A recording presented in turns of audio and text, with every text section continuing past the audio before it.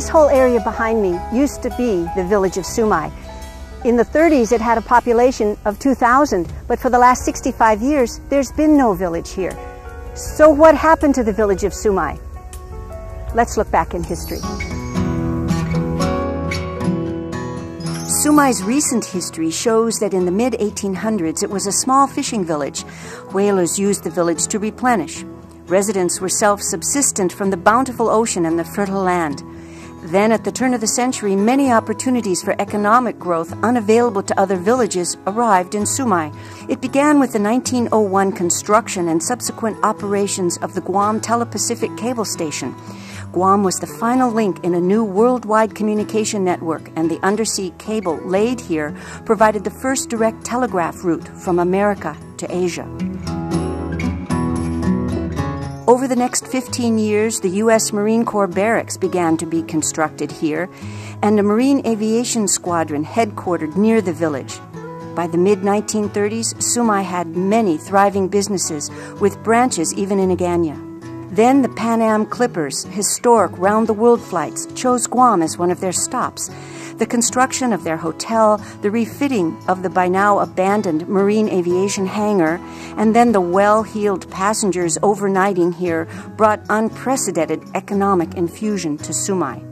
Local entrepreneurs opened cottage industries, Guam's early visitor industry, handcrafting beautiful souvenir items of the Akalea shell for the international passengers.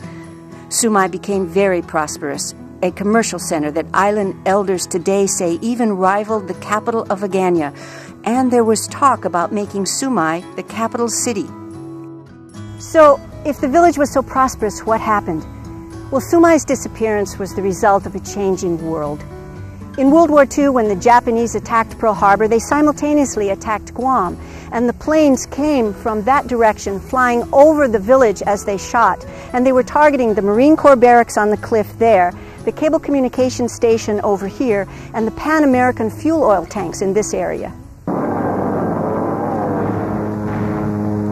Villagers fled in terror from the bombing and strafing. Some even died in the attack. The Japanese then evicted the residents and occupied the village for the next 32 months. During the 1944 recapture of Guam, the American pre-bombardment of the island and the fierce combat in this area to take the nearby Orodi airfield completely destroyed the village of Sumay. And while after the war the Navy built 9 replacement island villages, Sumay village was not one of them. Today's Santa Rita village was built for the displaced Sumay residents.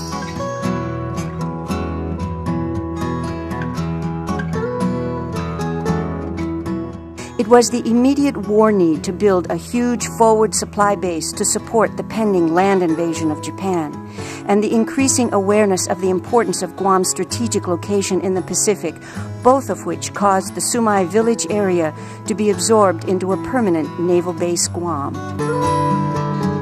The original residents of Sumay, still living, still have the village deep in their hearts. They enjoy the opportunities when the mayor and the Navy make arrangements so they can be here, to reminisce and remember about their beloved village. More Naval Base history next time.